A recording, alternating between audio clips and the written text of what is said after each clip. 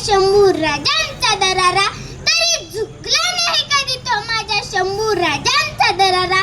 सन्मान्य व्यासपीठावरील सन्मान्य आणि आज येथे बलिदान मासाच्या निमित्ताने जमलेल्या सर्व तमाम देशप्रिय आणि शंभू बांधवांनो, आज आपण ज्या कालखंडाचे स्मरण करत आहोत तो कालखंड म्हणजे महाराष्ट्राच्या इतिहासातील सर्वात कठीण पण तितकाच स्वाभिमानी काळ, बलिदान मास.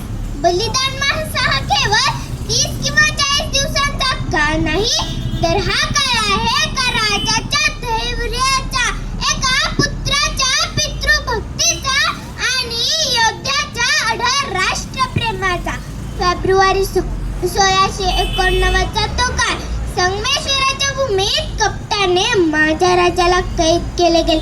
ज्या शंभू राजांनी उभ्या आयुष्यात 120 युद्ध लढली आणि त्यात एकही युद्ध हरले नाही, त्या वाघाला जंजीरांनी जखडले गेले. औरंगजेबाला वाटले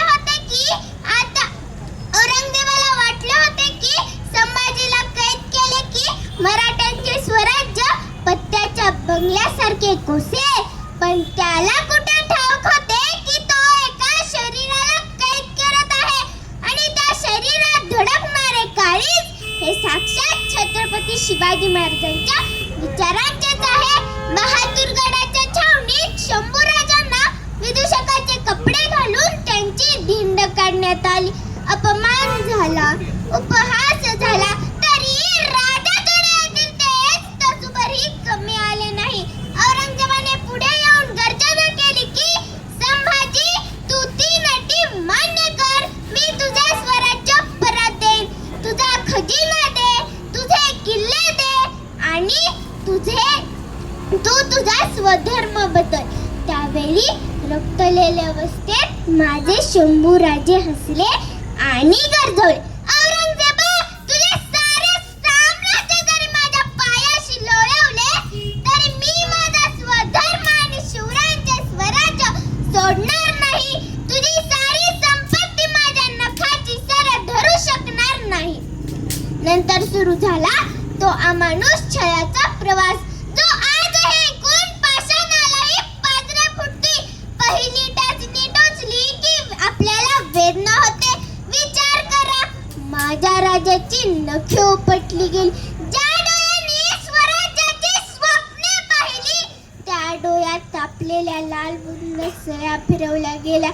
ज्या जिभेने संस्कृतीचे श्लोक शिकला आणि आज्ञा दिल्या ती जीभ मुळासकट उकडून टाकली. अंगाची कातडी सोलून त्यात मीठ भरले गेले. 1 दिवस नाही, 2 दिवस नाही, तब्बल 40 दिवस हा अमानुष छळ माझ्या राजानं सहन केला आणि या 40 दिवसात माझ्या राजाच्या मुखातून एक आहा किंवा किंकाळी बाहेर पडली नाही. पडले ते फक्त रक्ताचे थेंब, जे या मातीत मिसळून उद्याचे मराठी क्रांतिकारकांचे स्फूर्ती बनले. फाल्गुन अमावास्येला वडुतुलापूरच्या तीरावर शंभूराजांचे देहावसान झाले. औरंगजेबाला वाटले होते की आता महाराष्ट्र शांत होईल, पण सर्व उलट झाले. शंभूराजांच्या बलिदानाने प्रत्येक मराठी माणूस पेटून उठला. घराघरात संभाजी जन्माला आला. औरंगजेबाने स्वप्न पाहिले होते पूर्ण हिंदुस्थानात जिंकायचे, पण त्याला याच महाराष्ट्राच्या मातीत 25 वर्ष संघर्ष करावा लागला आणि या 25 वर्षानंतरही त्याची कबरही याच महाराष्ट्राच्या मातीत खोदली गेली. हा विजय होता शंभूराजांच्या बलिदानाचा.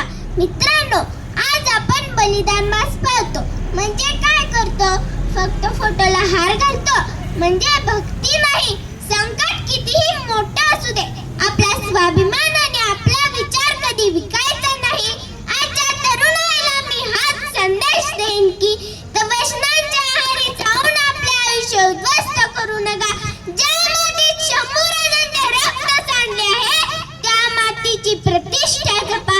मी शेवटी एवढेच म्हणेन की सह्याद्रीच्या कुशीत आजच एकच गर्जना घुमते आहे. शंभूराजांची रक्ताची धार अंगात सळसळते आहे. जो